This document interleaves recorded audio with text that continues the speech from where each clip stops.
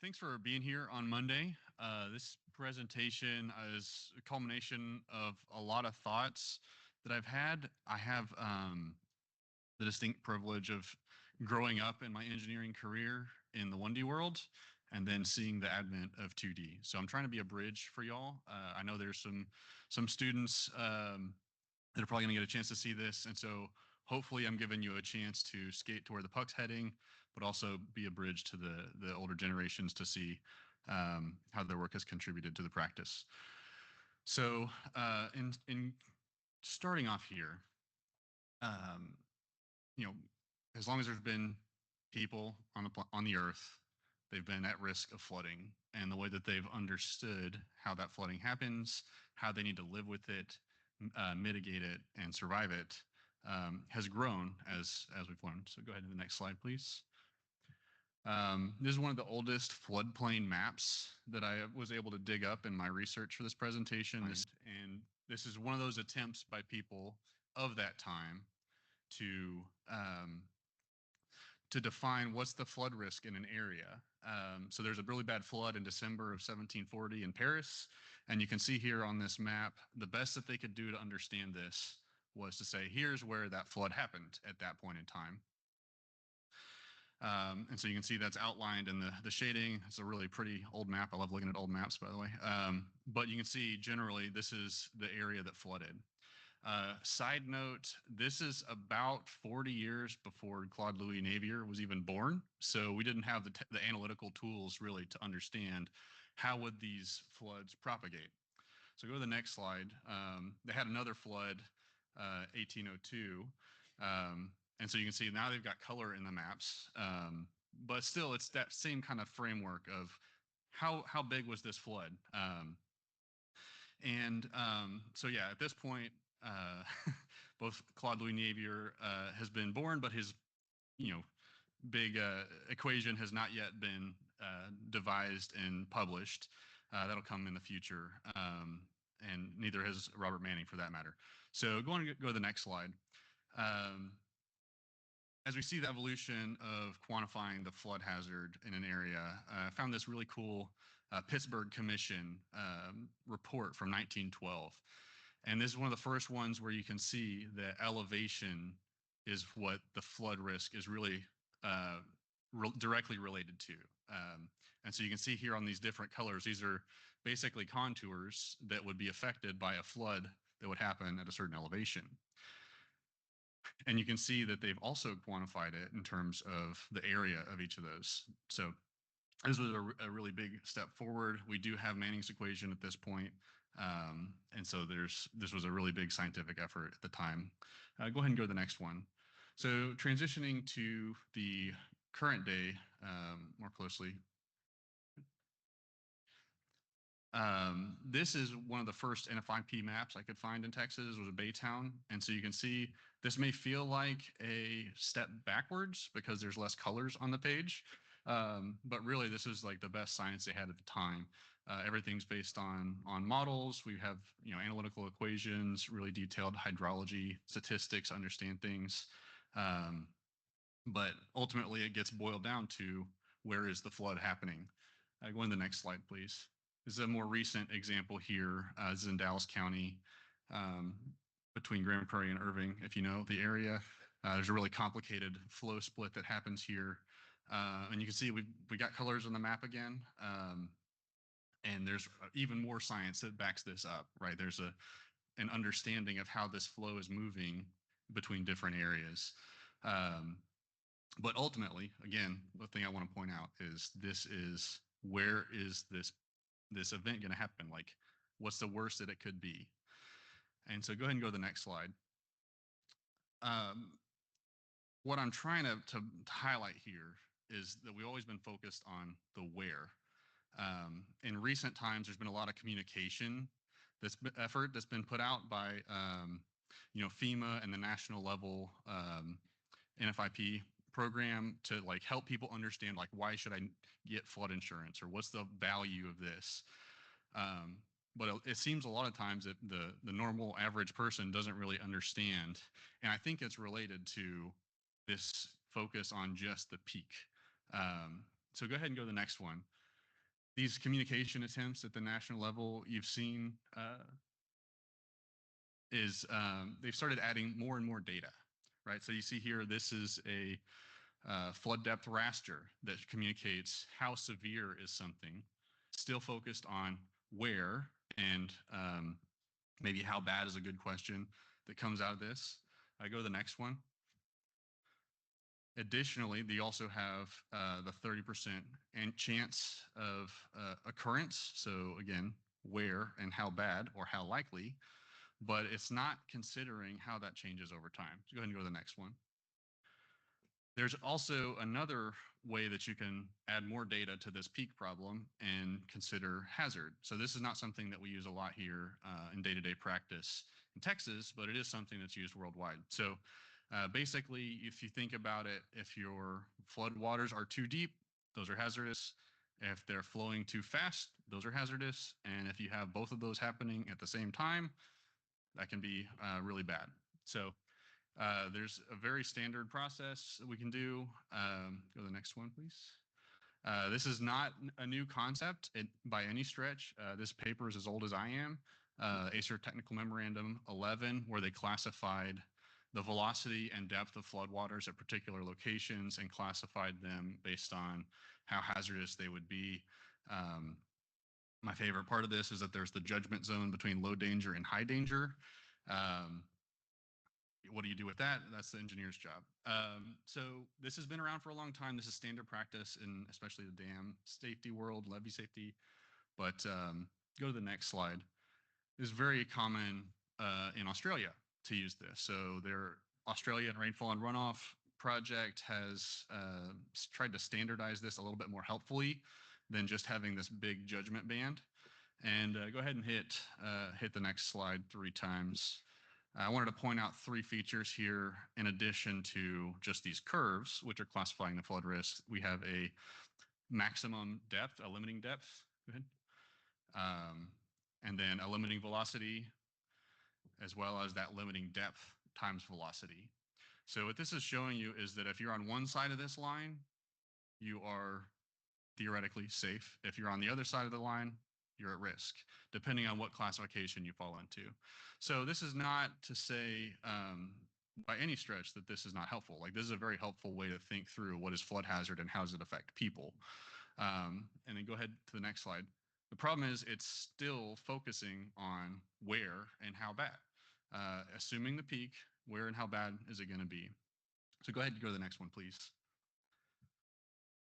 I think the emergency action planning, emergency management world has a better handle on the flood hazard than we are in the stormwater world. And I think the reason for that is because they're assuming a bad thing is happening and then working backward from there, right? So if you're looking at a dam breach analysis, for example, like, it's not a question of if the dam's going to breach, but rather if the dam breaches, what do we do about it? So go ahead and hit the next one. I got a little roadway. So typically you have infrastructure downstream of the dams. And here's a road, go one more time. This is a little neighborhood road. And what I want to highlight here is that when you assume the dam breaches under those conditions, the thing that they're interested in is when does that flood wave arrive to a structure to cause an impact. And so this one is about half an hour after a breach would occur, this road would be impacted by that flood wave.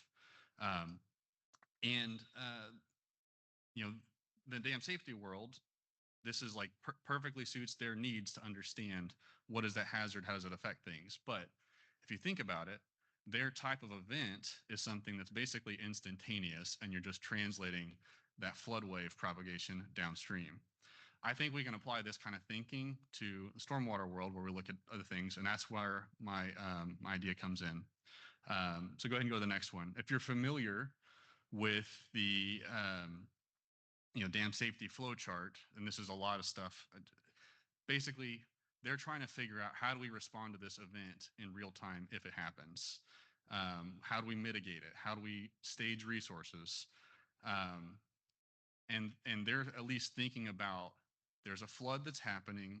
I need to do something about it. How do I deal with it? Floodplain management remains rooted in just, here's where that flood risk is, and it's going to be this bad, and maybe we'll do something about it. I don't know. That's at least been than what I've seen on my end. So go ahead and go to the next one, please. I think this offers a solution to that dilemma of, well, maybe it'll flood. I don't know. So the focus of this time to hazard method that I'm calling it is, when are those hazardous conditions emerging and what can we do about it? So go ahead and do the next one. Right. So I'm not in any way denigrating that a peak model is unhelpful. It's just that it doesn't tell us the whole story. And so you can't tell, how does this risk change over time? How long does it stay risky? Um, and so the thing I want to highlight here is that this is a BLE model. Go ahead and hit one more. These things are huge, and these are ripe for the taking with all the data that's out there. I think we have all the pieces that we need to at least think through, this is where things will be in the future. So go ahead and go to the next one, please.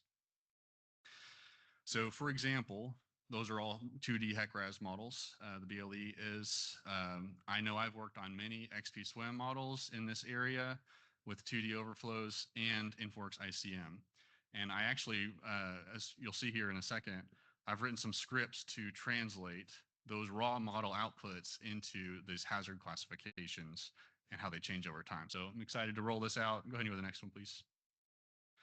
And so what do you do with this time to hazard method? Well, fundamentally, what you do, you take your depth and your velocity time series data from your model directly from those outputs, and we're going to compute that hazard classification for every single time step, for every single point in the model. Every place that you could calculate it, you do it. And then once you have those classifications, you can then identify, when do things change? So you can identify, for example, when's that first instance of flooding appear? When do you change from being just flooded to now it's hazardous to pedestrians or vehicles or even buildings? And then you can compare the timing changes that you have across different scenarios. Go to the next one, please.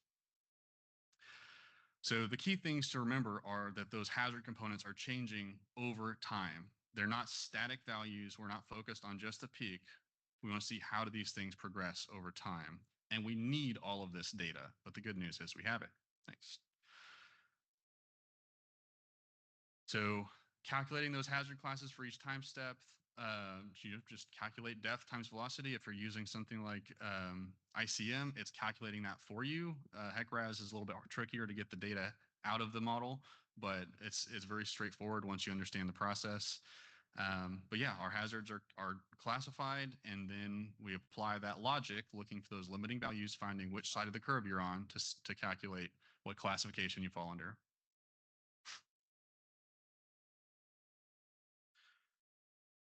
So what we're doing is we're parsing how that changes over time, like I mentioned, and we really want to identify those key first steps. So this plot on the right, you'll see, is the top panel. We have the depth hydrograph.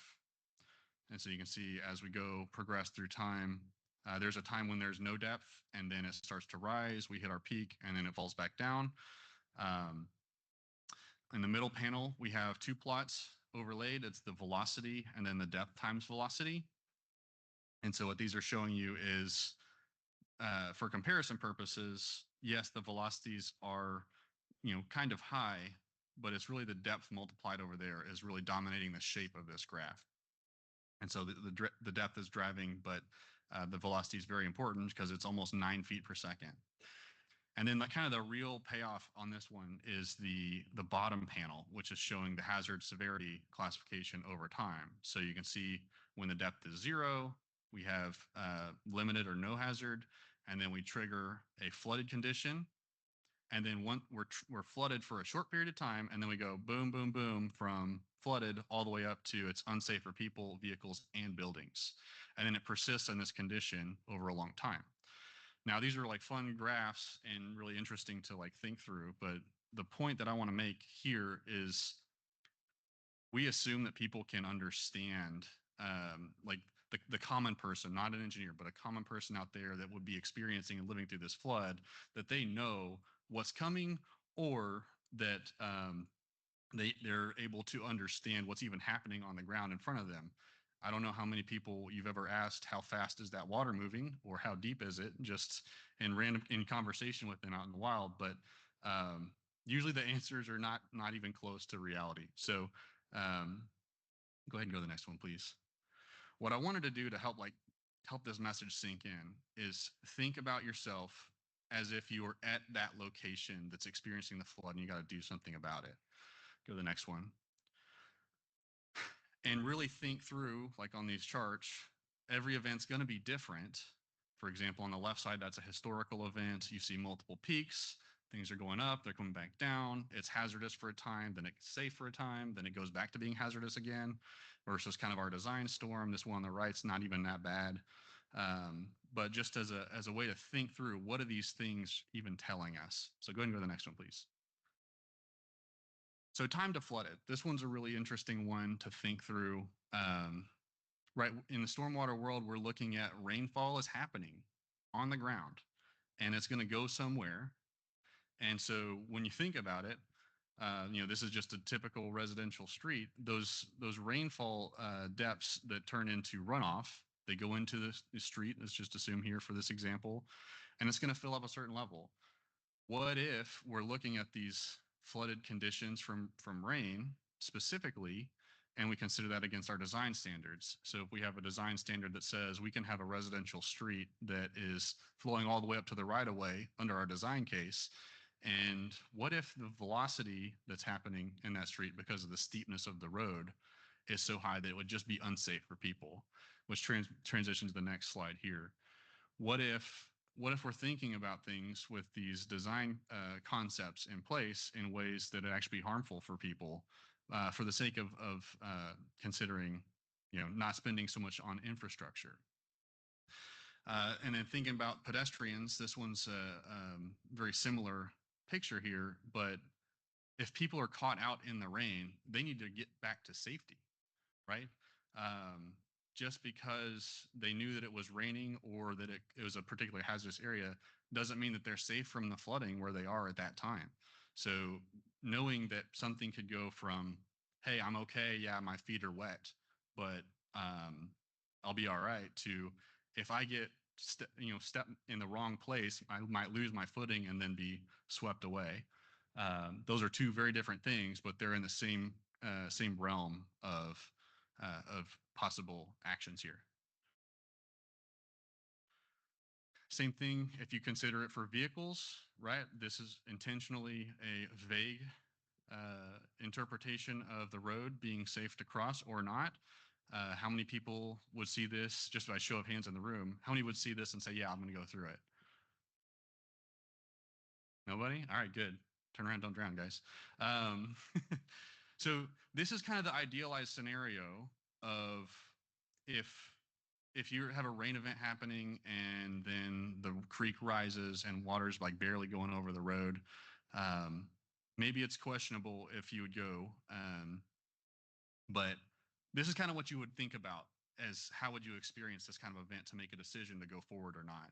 Go to the next one. Sometimes that's not how the rain happens. Your rain may be falling more intensely when this hazard is very marginal. And so let's say you've crested a hill, you're coming back down, you can barely stop in time to make it here. Is that going to change your decision? Are you going to be able to make a decision fast enough to be able to respond to this flood event that's right in front of you? Going to the next one. What about for if we know that a building is going to be in a location that's particularly hazardous? Generally, we have seen you've got to progress through all those stages. It's going to be first hazardous to people, and then vehicles, and then buildings, depending on which framework you go with. But it's going to be hazardous to buildings if there's a prolonged period of being hazardous to people prior to those hazardous to buildings. That's a very tough decision to make because it's hard to get them enough lead time to get out of the building before those conditions are dangerous for them to be as well. So you're counting on the forecast bust, or you're hoping that the building holds up.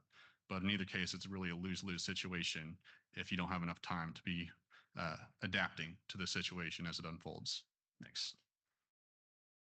So how would we apply this method to these kinds of situations? I have here, this is just kind of a workflow. This, if you wanted to try this and look at this data, this is the Lower West Fork Trinity BLE model, same one I showed here. And in particular, this is from the 100-year precipitation run. So 100-year event, watershed wide. And then this is the Big Fossil Creek watershed. So go ahead and go to the next one. Again, tons of data out there. What was it for? So this is just a simple hazard classification for this event, for this watershed. You can see here is mostly in Tarrant County, a little bit into Parker County, and then downstream of Benbrook, Lake Worth, and Village Creek to orient you. But you can see generally those hazard classifications follow the stream network. That's what that dark orange and red color is those are mostly it's along the stream network. But you can see that there's quite a bit of yellow upland because this is a rain-on mesh model, and it's applying those things throughout the entire domain. I want to highlight one particular area in this as our case study. Go ahead and do one more. And we'll zoom in here. This is on Mary's Creek, and you can see more or less on the left side of the screen is 820, and then on the right side is Benbrook. And so you can see you got a lot of dots here that are representing this hazard classification. So again, this is peak hazard. This is in the old framework of only considering that peak. What does it look like if we translate to this new framework? Well, first, let's understand what the maximum is.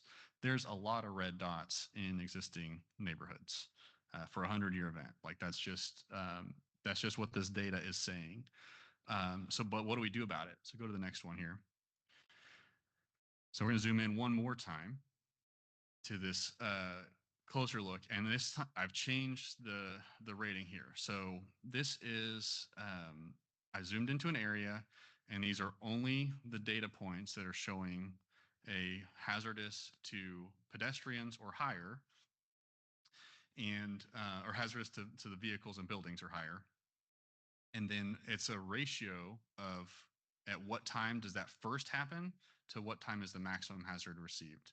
And so you can see here, we're plotting basically a time differential, and we're showing that this area has not just severe flood risk, but it's also happening and evolving very quickly when these events do happen. So this is an uncomfortable thing to think about of like, what do you do with this information as an engineer? You've got health, safety, and welfare obligations to the public.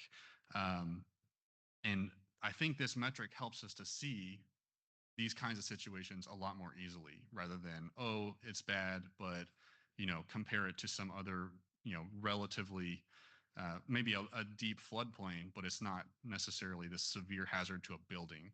I think this helps us clarify our decisions that we could make and what we need to do about things. So go ahead and go to the next one, please. So here's a plot, same 3-panel plot that I have. So you can see the depth maxes out on the roadway in front of this spot of about 8 feet per second. The velocities around 7 to 8 feet per second. And then that translates to obviously the unsafe for people, vehicles, and buildings classification. So it's not just hazardous in 3 ways, or in 1 way, it's hazardous in 3 ways. And go to the next slide here. I've got a zoom in of this hazard plot.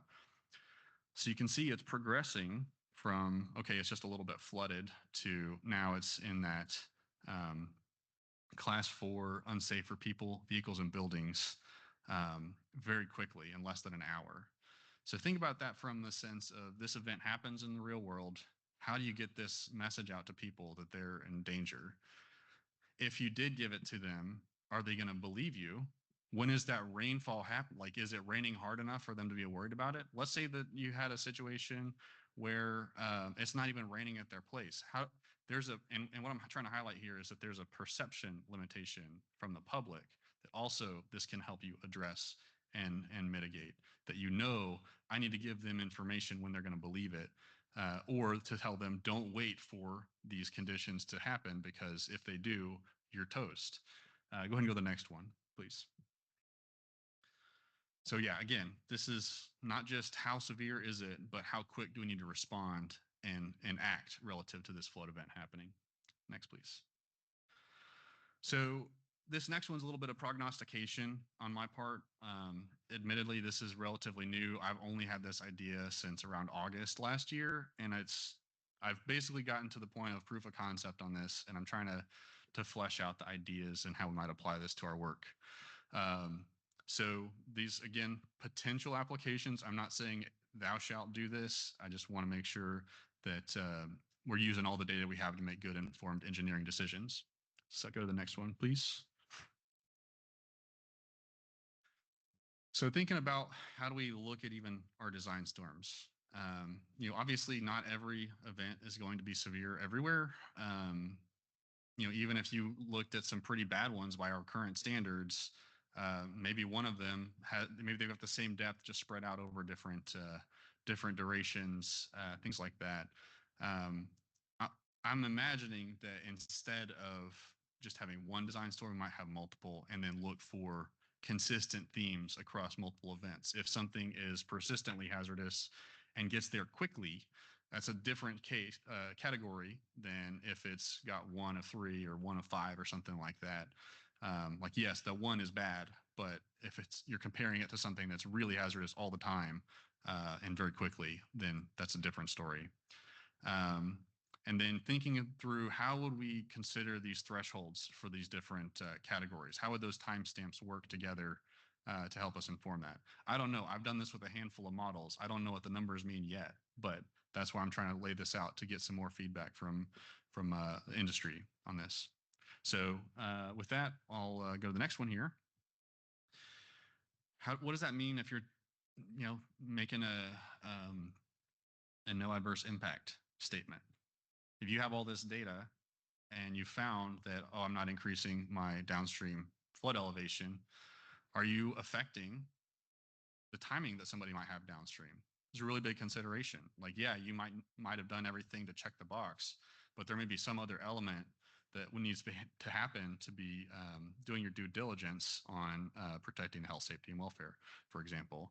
I don't know. I think this is a good method, but I don't know what these numbers mean per se. Like, is 15 minutes enough? Is 5 minutes enough? I don't know. But I wanted to lay this out again and get feedback here. So go to the next one, please. How about if you're proposing a development, you get to that point. If you're ever up late at night wondering, oh, did I design it good enough? If you have this framework and you know that you've not just not increased your water surface elevations or the flood risk for people, but that they have time if they need to do something about it. I think this will help you sleep a little bit easier at night rather than maybe staying up worried about it. And then for the reviewers in the room, I'd say this would also help you make sure that you're not spending a bunch of extra time on things that aren't necessarily the most hazardous that would affect people. Perhaps you could limit the scope of your review in cases where things aren't that hazardous, and you could really have that scrutiny where it's very hazardous with low time to hazard. So hopefully that's a path that we could get on to where we're spending the right amount of engineering effort to make sure that our designs are meeting the standards for cities. So go on, next one, please. How about for capital improvements planning? What if this was a prioritization metric instead of just focusing on, oh, we need to make our floodplain a certain amount smaller, or we need to get structures out of the floodplain, or whatever other metric you're using?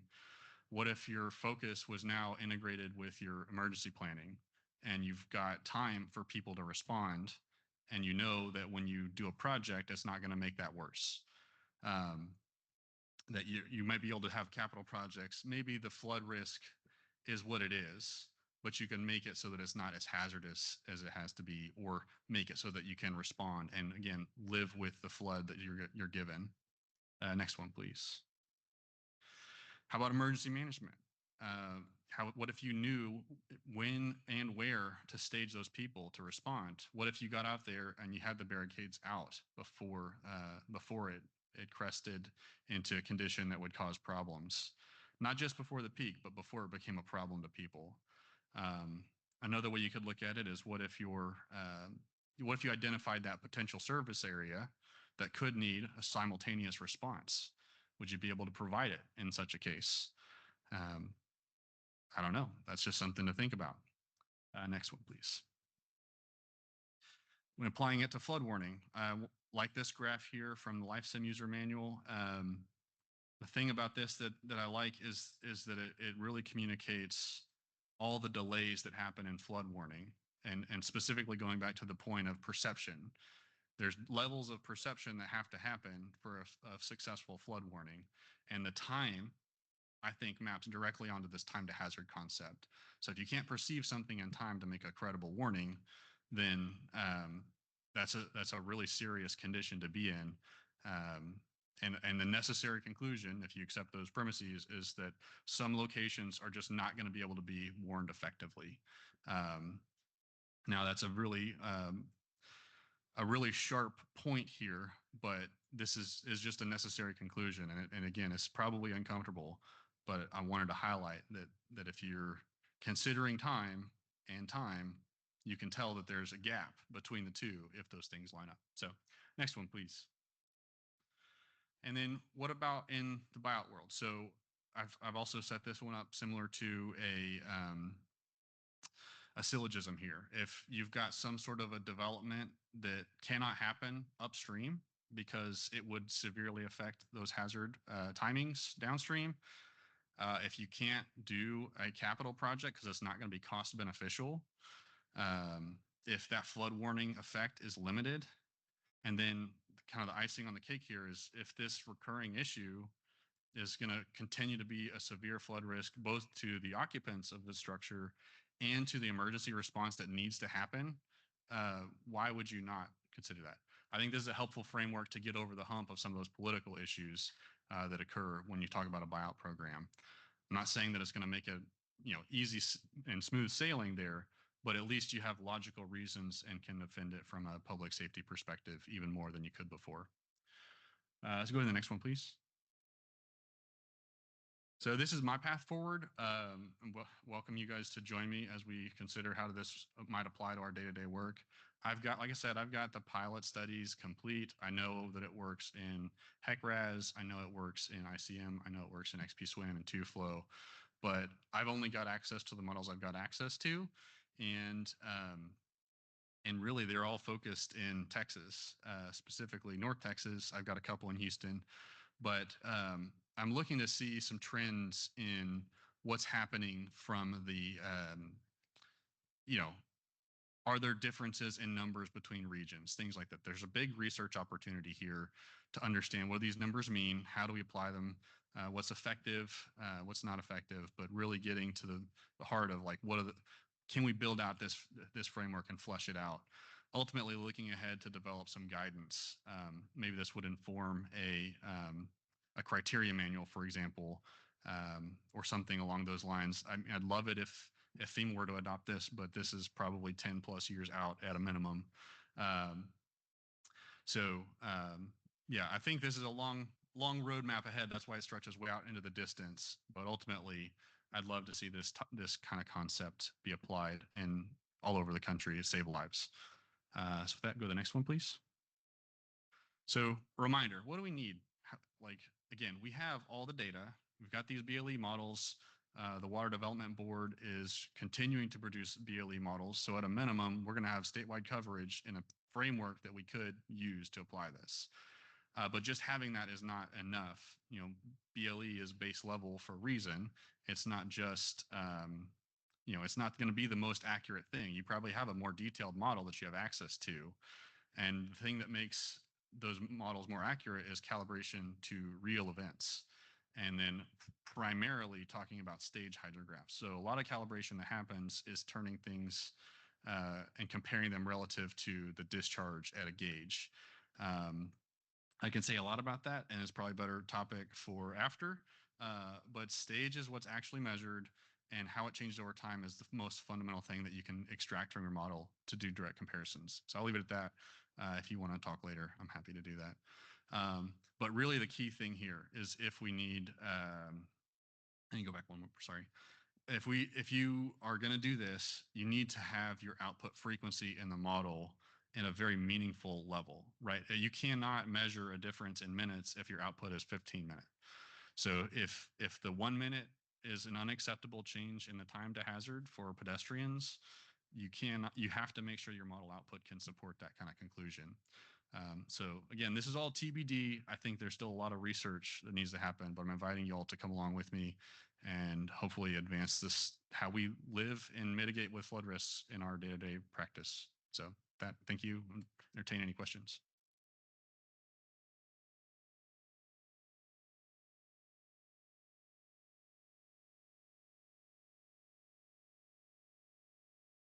Thank you, Jeremy.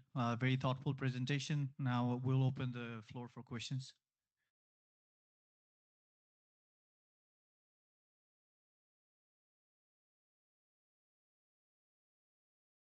Thanks, Jeremy. So when I hear about this presentation, one thing in my mind was that this model was large scale. It's heavily reliant on the input data. And if we're looking at this depth, velocity, arrival time matrix, it's when we see the localized risk, it's heavily reliant on if the data was kind of accurate or not. So by giving this risk to the government or local residency, it's kind of hard to say this is something gonna happen or not gonna happen. So does that makes more sense to think about this solution more like this way? So no matter what has happened, those areas are gonna be in high risk.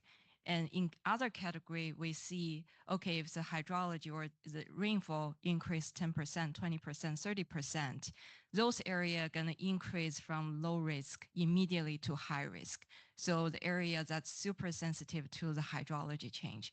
So I think like by looking at the problem that way, it's giving a little bit more reasonable results to this analysis, because I have personally done this analysis before in large scale, but it's when it's looking to the localized, it's really heavily depending on a lot of things. Does the results going to be super accurate or have some recommendations to the local government is a question mark.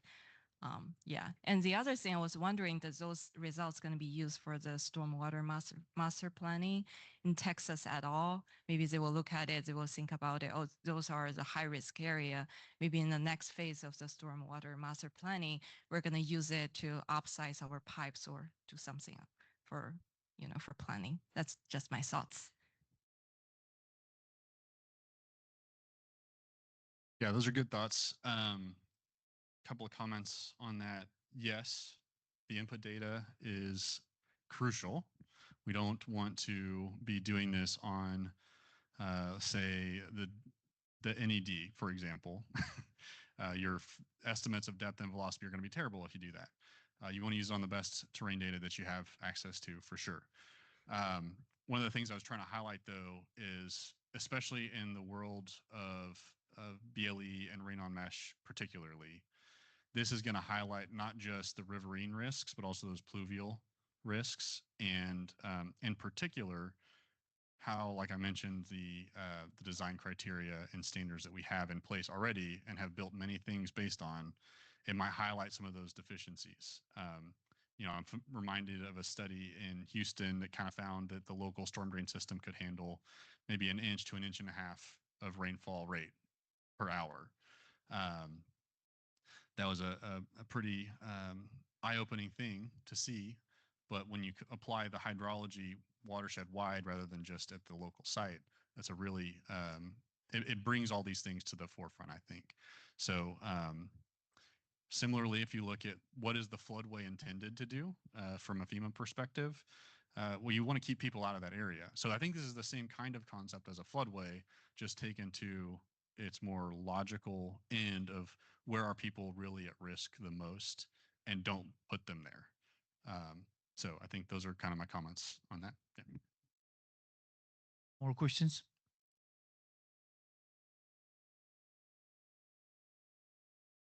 Have you done this just on BLE models or for other models to see how, because I know BLE doesn't have structures, so I didn't know if that threw it off. So yes, I have done this on a local storm drain system in ICM. I've run it on the Sea of Dallas SUMP XP swim models. And so mostly that was to make sure that I had a process that I could apply and not be stuck in just HEC-RAS world. So, but yes, any HEC-RAS model that's 2D surface flow, yes. And then any of those XP or ICM, Yeah. We have still time for one or two questions, and I'll also check on online questions if I have any. I do have one question for you, Jeremy. The time to hazard metrics, how do you see that could be affecting future flood mapping regulations? Yeah. So right now, near term, not at all. FEMA's a big ship, and it takes a long time to steer that thing. And this is really just aspirational on my part. Of I'd love to see something more effective. I hate when I hear about projects that get in the ground that like, oh, it's just a political pet project, and at the end of the day, didn't actually solve a problem. I think this method lets us solve the problems, but regulatory wise, I don't see how it goes directly to that because there's a lot of things baked in to the way that we do the regulatory things. I would also say, I guess more to the first comment, I didn't want to rock the boat too hard with what design storms look like in this presentation, but I do think that a more probabilistic analysis lends itself naturally to this time to hazard, because if you run multiple design storms rather than just one, you're not stuck in this is the one map for everything. Thank you, Boniface. You have a question? Thank you, Jeremy. So if you don't know, EWRI had a webinar last year about early flood warning. And I'm just curious, like for this new time to hazard metrics, is that more like towards applied to be a regulatory tool similar to FEMA's flood plan, or do you think that can be applied to like early flood warning system or flood forecasting as well?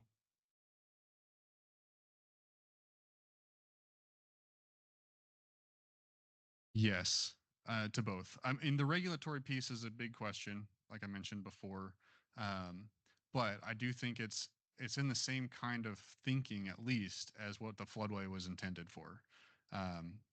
For flood warning, for sure, I think it gives you all the information that you need to know who needs to be warned, how soon they need to be warned, and then give you an ability to compare if you can warn them in time, or perhaps if you need to warn them solely based on a forecast rather than what's been on the ground. And that's a key distinction, because you don't want to be so far out on a limb that you're producing a bunch of false alarms. That's can be counterproductive to a flood warning approach, is if people don't trust when the warning goes out because they've had 10 that were busts that didn't actually materialize. So I do think it really informs us for sure.